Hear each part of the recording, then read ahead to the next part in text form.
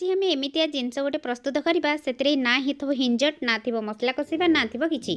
तो एमती आम जेजेमा हरिका माँ हरिका जमी रांधती सेमती आज प्रस्तुत करवा कला सरिष 2 चमच धला सरिष 2 चमच ता सागे जीरा गोटे चमच 2टी लंका से लुण यही सबको लेकिन आम गोटे मसला प्रस्तुत करवा एवं मिक्सचर जार देमती सुखिलारे ग्राइंडिंग कर आनिबा पानी ऐड करके चिकन करके बाटी आनिबा कहीं जेहेतु आम कम मसला ऐड करुचे तो ग्राइंडर तो हेनी ता सागे शिल होते बाटी हेन्ता तो शिलरे बाटिले तो बेसी स्वाद लगे आउ शिलर तो मुझे बाटिनी तो ये मुझे नहीं जाइए बटम छतु कि घरे थिला तो ये कड़ईटी बसई सारापर सोरिष तेल ऐड कर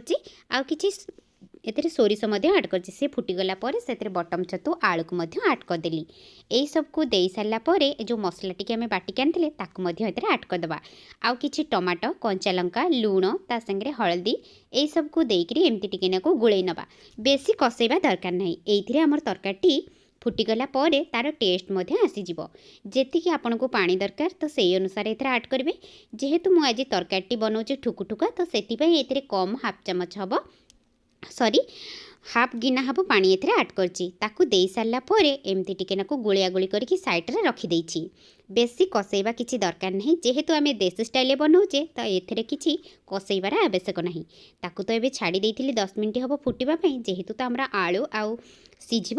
आलू तो कम से कम 10 मिनट खंडे लगे भल भाव में सीझापी कहीं बटम छतु जेहेतु पानी जिनस सेटा तो सीझीज तो सबू मसला मसली सीझीगला तरकारी टेस्ट बहुत बढ़िया आसीज आ कलर बहुत बढ़िया आसीज जेहेतु मुझे झोल रखिनी ठुकठुका बनई तो से एमती ही रखी एवं घरे किसी काम था सारीदेली यही सब कर सारापर एवं आसीगली तरकारी टी आपण मानक देखाइबापी तो देखुना तरकारी टेस्ट कलर एतिकी ही आसी आतिकी ही स्वादिया लगे बिना कषियारे भी भारी टेस्ट लगे जदि आपण मैंने एथिरे पियाज रसुण पकईया चाहूँगी तो आपण मैंने पकई पारे जेहेतु आम बिना पियाज रसुण वाला तो आमको एतिकी बहुत स्वादिया लगे जो मैंने तो बिना पियाज रसुण वाला ताकू ही एमती भल लगे